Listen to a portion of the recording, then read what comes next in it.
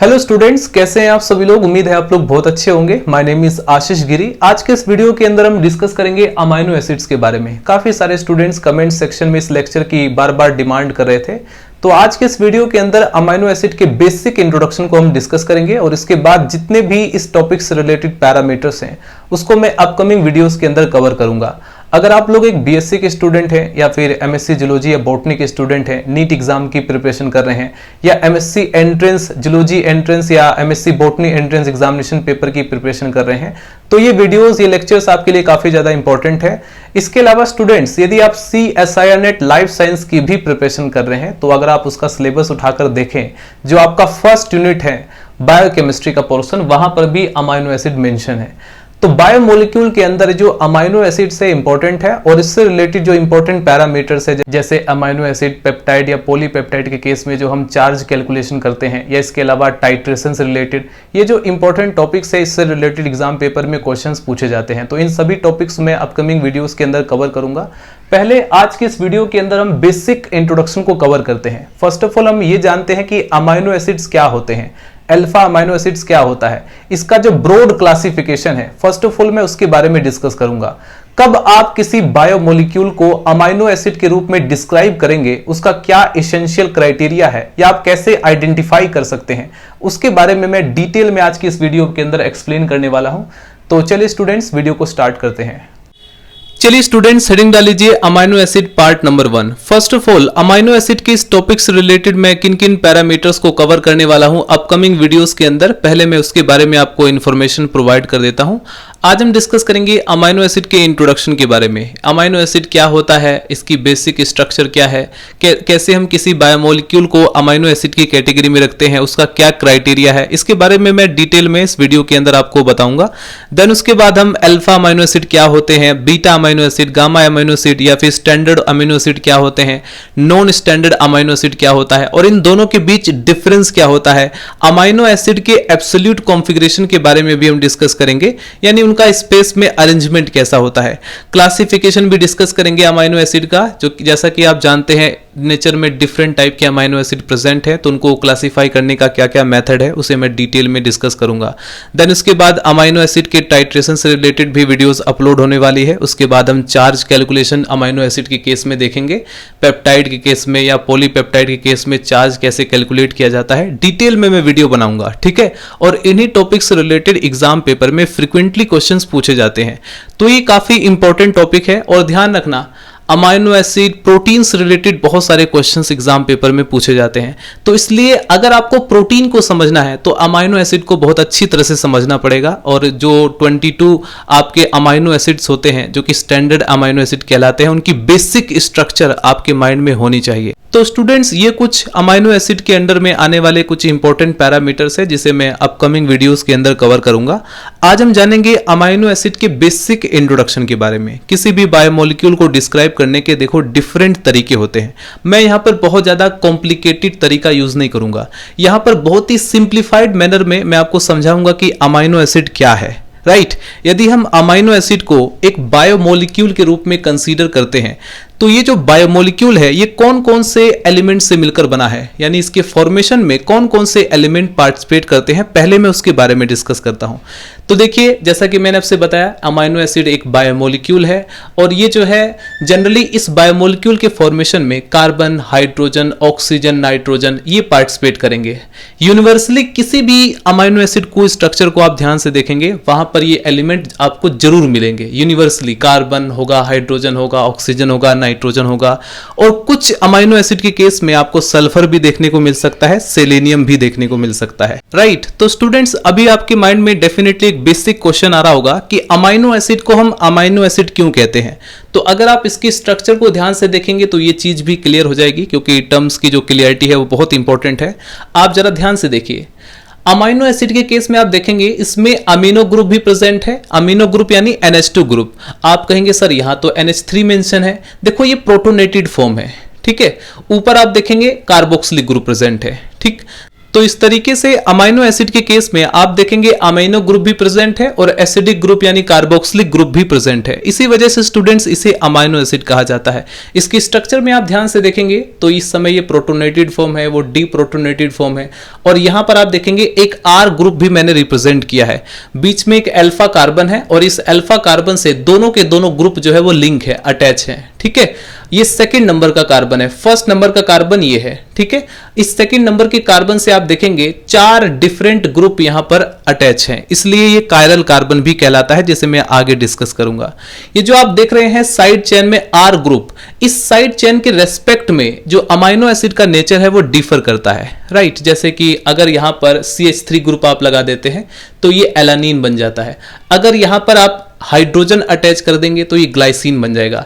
यानी बाकी स्ट्रक्चर आपको सेम देखने को मिल रही है, लेकिन अगर आप इस आर ग्रुप के नेचर को चेंज करते हैं तो अमाइनो एसिड का जो नेचर है वो भी चेंज होता है। तो नोट डाउन करेंगे students, amino acids are compound containing carbon, hydrogen, oxygen and nitrogen. ये चारों एलिमेंट्स जो है इसेंशियली इसके अंदर प्रेजेंट होंगे and serve as a monomer. ये जो अमाइनो एसिड्स होते हैं ये प्रोटीन के केस में मोनोमर यूनिट की तरह काम करते हैं। बहुत सारे अमाइनो एसिड्स आपस में बॉन्ड के द्वारा कनेक्ट होते हैं जिसे हम पेप्टाइड बॉन्ड कहते हैं, और एक चेन का फॉर्मेशन करते हैं जिसे हम पॉलीपेप्टाइड चेन बोलते हैं। तो इस तरीके से अमाइनो एसिड जो होते हैं आपस में कनेक्ट होकर के प्रोटीन का फॉर्मेशन करते हैं। इसलिए कहा जाता है कि अमाइनो एसिड क्या है, ये बिल्डिंग ब्लॉक्स हैं, ये प्रोटीन के एक तरीके से मोनोमर भी आप कह सकते हैं, मोनोमर यूनिट है। These compounds contain both an amino group and carboxylic group। ये जो अमाइनो एसिड्स होते हैं इसमें दोनों ग्रुप आपको देखने को मिलेंगे, एमिनो ग्रुप भी आपको देखने को मिलेगा और कार्बोक्सिलिक ग्रुप भी आपको देखने को मिलेगा। In an alpha amino acid, the amino and carboxylate group are attached to the same carbon atom, जिसे आप अल्फा कार्बन कहते हैं, which are called alpha carbon. जैसे आप यहाँ पर स्ट्रक्चर में देखिए, ये अल्फा कार्बन है और इस अल्फा कार्बन से ये दोनों के दोनों ग्रुप जो है अटैच हैं सेम कार्बन से, right. The various alpha amino acid differ with respect of side chain. जैसा कि स्टूडेंट्स मैंने आपको बताया, अमीनो एसिड केस में जो हमें वेरिएशन देखने को मिलता है वो हमें साइड चेन के रेस्पेक्ट में, जो आर ग्रुप आप देख रहे हैं इसी के रेस्पेक्ट में हमें देखने को मिलता है। अगर आप आर ग्रुप के नेचर को चेंज करेंगे तो अमाइनो एसिड का नेचर भी चेंज होता रहेगा। आगे बढ़ते स्टूडेंट्स और अमाइनो एसिड को हम क्लासिफाई करते हैं। देखिए स्टूडेंट्स, नेचर के अंदर या लिविंग सेल में या ऑर्गेनिज्म के अंदर मोर देन 400 डिफरेंट टाइप्स के अमीनो एसिड रिपोर्टेड हैं, जिनमें से अगर आप बुक्स को देखें या किसी लिटरेचर को देखें या अपनी 12th क्लास की बुक्स उठाकर देखें या 10th क्लास की, तो वहां पर 22 या 20 अमीनो एसिड्स के बारे में इंफॉर्मेशन मेंशन होता है। वो क्यों होता है इसके बारे में हम आगे डिस्कस करेंगे, लेकिन अभी के लिए आपके माइंड में रखना है कि लिविंग सेल के अंदर या ऑर्गेनिज्म के केस में 400-500 से ज्यादा अमीनो एसिड्स हो सकते हैं। अब इन अमीनो एसिड्स को क्लासिफाई करने के डिफरेंट तरीके हैं, अलग अलग तरीके हैं, अलग अलग पैरामीटर्स हैं जिसके बेस पर आप इन्हें क्लासिफाई कर सकते हैं। जिनमें से एक पैरामीटर है, आप इन्हें अल्फा, बीटा एंड गामा की कैटेगरी में प्लेस कर सकते हैं और फर्दर आप डेल्टा की कैटेगरी में भी प्लेस कर सकते हैं। अब जैसे मैं एग्जांपल के रूप में यहां पर आपको समझाता हूं, कब आप किसी अमीनो एसिड को अल्फा अमीनो एसिड कहेंगे, कब आप किसी अमीनो एसिड को बीटा की कैटेगरी में प्लेस करेंगे, उसके बारे में मैं इंफॉर्मेशन शेयर करता हूं। हेडिंग डाल लीजिए amino acid classification, alpha, beta and gamma. देखिए ये हमारे पास एक बेसिक स्ट्रक्चर है, पहले आप इसे ध्यान से देखिए। IUPAC आपने पढ़ी होगी ऑर्गेनिक केमिस्ट्री में। अगर आपने उसके कुछ रूल्स आपको याद हो तो आपको पता है कि जो नंबरिंग होता है वो फंक्शनल ग्रुप से ही स्टार्ट होता है। अगर आप देखें तो इस चेन में ये कार्बोक्सिलिक ग्रुप है और यहीं से नंबरिंग हमने स्टार्ट कर दिया है। 1 2 3 4, ये फर्स्ट कार्बन है, ये सेकंड कार्बन है, ये थर्ड कार्बन है, ये 4 कार्बन है। और इस फंक्शनल ग्रुप के रेस्पेक्ट में ये अल्फा कार्बन है, ये बीटा कार्बन है और ये गामा कार्बन है। इसके बाद फर्दर जो है डेल्टा, एप्सिलॉन, ये सब चलता रहेगा। अब देखिए ये जो हमारा अल्फा कार्बन है, अगर इस अल्फा कार्बन से अमीनो ग्रुप अटैच है, जैसे आप यहां पर देख रहे हैं, तो इसे आप कहेंगे अल्फा अमीनो एसिड। ठीक है, यानी कि आपने अल्फा अमीनो एसिड कब कहा, जब आपने देखा कि अल्फा कार्बन पर अमीनो ग्रुप अटैच है, यानी अमीनो ग्रुप के रेस्पेक्ट में आपने क्लासिफिकेशन दिया। अगर ये अमीनो ग्रुप इस बीटा कार्बन से अटैच होता तब आप उसे कहेंगे बीटा अमीनो एसिड। अगर ये अमीनो ग्रुप गामा कार्बन से अटैच होगा, जैसा कि आप वहां पर देख सकते हैं, तो अब आप इसे कहेंगे गामा अमीनो एसिड्स। तो इस तरीके से भी आप जो है अमीनो एसिड को क्लासिफाई कर सकते हैं, डिफरेंट कैटेगरी में प्लेस कर सकते हैं। अब हम बात करेंगे स्टूडेंट्स अल्फा अमाइनो एसिड के बारे में। देखिए धीरे धीरे हम एकदम, अभी यहां पर मैं ब्रॉड क्लासिफिकेशन दे रहा हूं, धीरे धीरे जैसे जैसे हम आगे बढ़ेंगे हम बिल्कुल narrow definition, narrow classification follow करेंगे और वहां की इंफॉर्मेशन को कैप्चर करेंगे जहां की इंफॉर्मेशन बुक्स के अंदर मेंशन है और जिसे पढ़ना जरूरी है। अब जैसे कि हम यहां पर पढ़ेंगे अल्फा अमाइनो एसिड के बारे में, ठीक है, हेडिंग डाल लीजिए alpha amino acid. Alpha amino acid इस बात को इंडिकेट करता है कि भाई बीटा अमाइनो एसिड भी एग्जिस्ट करता है, गामा अमाइनो एसिड भी एग्जिस्ट करता है, लेकिन हम किसकी बात कर रहे हैं? अल्फा अमाइनो एसिड के बारे में। अब ये जो अल्फा अमाइनो एसिड होते हैं इनको फर्दर दो कैटेगरी में डिवाइड किया गया है। इनको भी आप क्लासिफाई कर सकते हैं और इसको क्लासिफाई करने के भी डिफरेंट बेसिस हैं, डिफरेंट पैरामीटर्स हैं, जिसे मैं अपकमिंग वीडियोस के अंदर और भी डिटेल में पढ़ाऊंगा, क्योंकि हमें जो पूरा का पूरा इंफॉर्मेशन हमारे पास ज्यादातर बुक्स के अंदर भी मेंशन है वो अल्फा अमाइनो एसिड के रिगार्डिंग ही है और इसी को हमें बहुत अच्छी तरह से स्टडी करना भी है। उसका कारण क्या है वो आपको आगे धीरे धीरे पता चल जाएगा। ये जो स्टूडेंट्स अल्फा अमाइनो एसिड है इसे तो ब्रॉड कैटेगरी में डिवाइड किया गया है। फर्स्ट कैटेगरी है standard amino acid, second category है नॉन स्टैंडर्ड अमाइनो एसिड। अब क्वेश्चन ये आता है कि आखिर स्टैंडर्ड अमाइनो एसिड किस प्रकार के अल्फा अमाइनो एसिड है या नॉन स्टैंडर्ड अमाइनो एसिड ये किस टाइप के अल्फा अमाइनो एसिड्स हैं? तो ध्यान रखना स्टूडेंट्स, ऐसे अमाइनो एसिड जो कि राइबोसोमिकली इनकॉर्पोरेट होते हैं किसी पेप्टाइड या पॉलीपेप्टाइड चेन के फॉर्मेशन में। अब कुछ स्टूडेंट कंफ्यूज हो जाएंगे अगर उन्होंने प्रोटीन सिंथेसिस के टॉपिक को नहीं पढ़ा होगा कि सर इसका क्या मतलब हुआ। देखो यदि कोई अल्फा अमाइनो एसिड, राइट, एक बार मैं फिर से रिपीट कर देता हूं, लेट मी रिपीट अगेन। यदि कोई अमाइनो एसिड राइबोसोम की हेल्प से यानी राइबोसोमिकली किसी पेप्टाइड या किसी पॉलीपेप्टाइड में इनकॉर्पोरेट होता है, यानी जैसे मान लीजिए कि पॉलीपेप्टाइड चेन का फॉर्मेशन हो रहा है, उस पॉलीपेप्टाइड चेन के फॉर्मेशन में वो अमाइनो एसिड जाकर ऐड हो रहा है, इनकॉर्पोरेट हो रहा है, तो इस तरह के अमाइनो एसिड को हम कहेंगे स्टैंडर्ड अमाइनो एसिड, राइट। इसके बाद ऐसे अमाइनो एसिड्स जो कि किसी पेप्टाइड या पॉलीपेप्टाइड चेन में इनकॉर्पोरेट नहीं होते हैं तो उनको कहा जाता है नॉन स्टैंडर्ड अमाइनो एसिड, ठीक है, जैसे मिमोसिन है। अब मिमोसिन एक अल्फा अमाइनो एसिड है, लेकिन ये जो है राइबोसोमिकली या राइबोसोम की हेल्प से किसी पेप्टाइड या पॉलीपेप्टाइड चेन में इनकॉर्पोरेट नहीं होता है, उसमें ऐड नहीं होता है या उसके फॉर्मेशन में पार्टिसिपेट नहीं करता है। तो इस वजह से इस मिमोसिन को नॉन स्टैंडर्ड अमीनो एसिड की कैटेगरी में प्लेस किया है। आई होप आपको बहुत सारी इंफॉर्मेशन मिल गई होगी, अब आपको ये कंफ्यूजन नहीं होगा कि स्टैंडर्ड और नॉन स्टैंडर्ड अमाइनो एसिड में डिफरेंस क्या है और इसका मतलब क्या होता है। हेडिंग डाल लीजिए स्टूडेंट्स स्टैंडर्ड अमाइनो एसिड, जिसे हम प्रोटियोजेनिक अमाइनो एसिड भी कहते हैं, क्योंकि ये जो है प्रोटीन के पॉलीपेप्टाइड या पेप्टाइड के फॉर्मेशन में पार्टिसिपेट करते हैं, राइबोसोमिकली इनकॉर्पोरेट होते हैं। अब देखिए स्टूडेंट्स, एक बार मैं फिर से थोड़ा सा रिवाइज कर देता हूं, क्योंकि आपको जब भी कोई टॉपिक पढ़े तो उसको स्टोरी की तरह अपने माइंड में बिल्ड करें तो वो चीजें बहुत ज्यादा इंटरेस्टिंग हो जाती है। अब जैसा कि हमने अमाइनो एसिड को हमने क्लासिफाई किया था, हमने देखा था कि भाई नेचर में तो बहुत सारे टाइप्स के अमाइनो एसिड्स हैं, डिफरेंट उनकी कैटेगरी है, लेकिन हमने किस कैटेगरी को टारगेट किया? अल्फा अमाइनो एसिड की कैटेगरी को, जबकि हम अच्छी तरह से जानते हैं कि अमाइनो एसिड की एक और कैटेगरी है beta amino acid, gamma amino acids, delta, epsilon और भी बहुत सारे कैटेगरी है, लेकिन हमारा टारगेट कौन से थे? Alpha amino acids.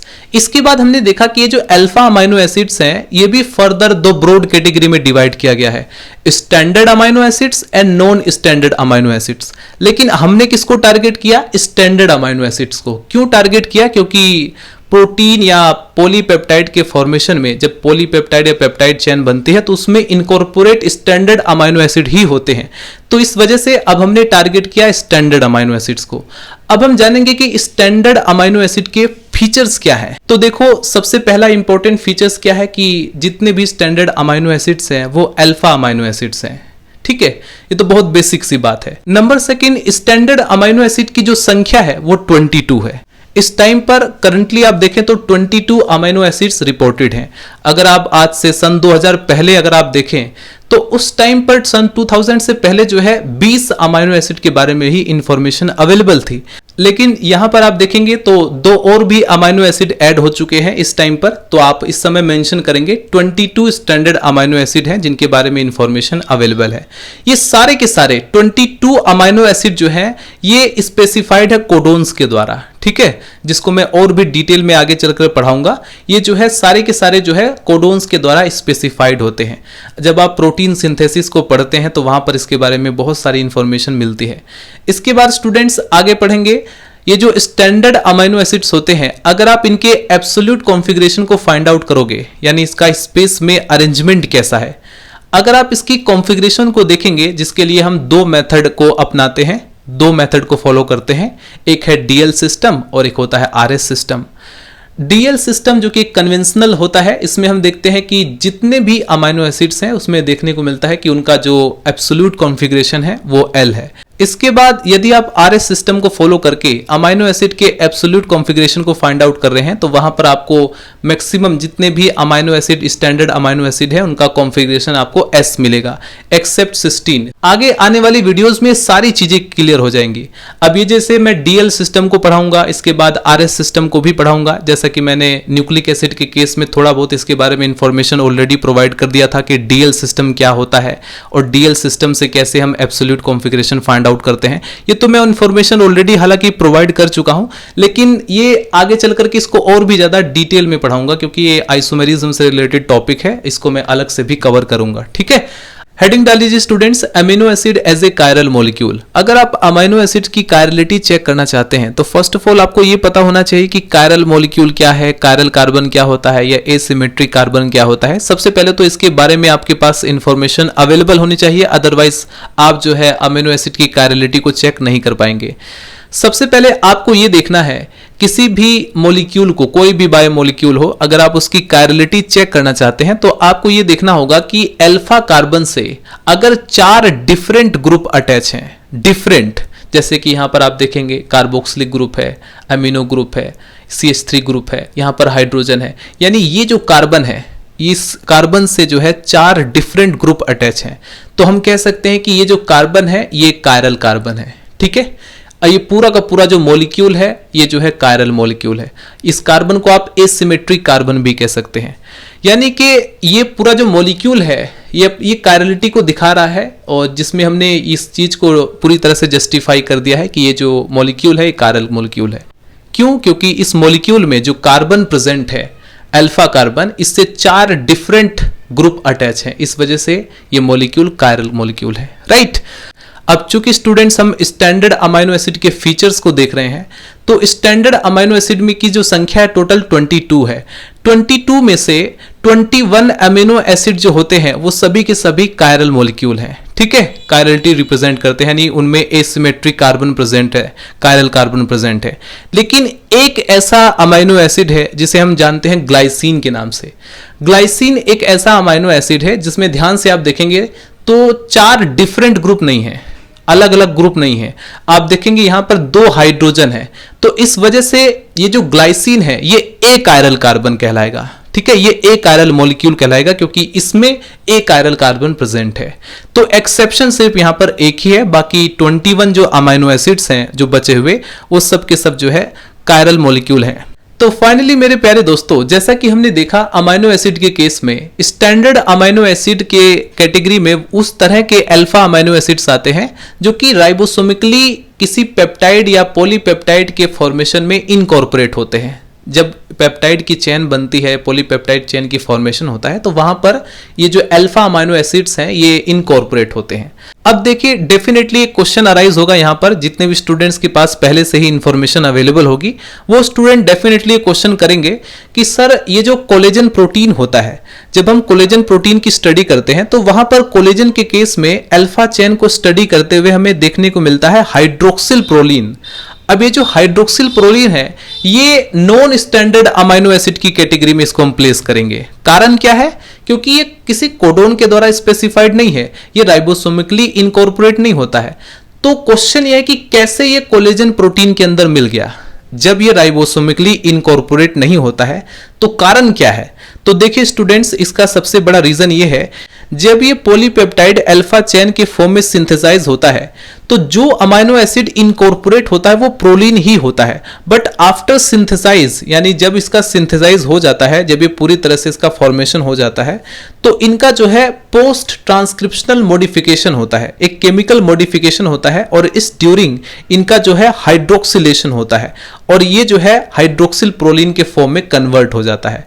यानी कि हमने देखा कि इनकॉर्पोरेट तो प्रोलीन ही हुआ है राइबोसोमिकली, लेकिन बाद में जब पोस्ट ट्रांसक्रिप्शनल मॉडिफिकेशन हुआ तब जाकर के उसका हाइड्रोक्सिलेशन होता है, जिसकी वजह से हम देखते हैं कि हाइड्रोक्सिल प्रोलीन जो है वो हमें कोलेजन प्रोटीन के अंदर देखने को मिलता है। अगर आपका कोई भी डाउट हो तो आप लोग कमेंट सेक्शन में मेंशन कर सकते हैं। आज के इस वीडियो के अंदर हमने कवर किया अमाइनो एसिड का पार्ट नंबर 1, और इससे रिलेटेड और भी काफी सारे पार्ट्स में डिस्कस करने वाला हूं। मिलते हैं नेक्स्ट वीडियो में। Bye bye, Tata.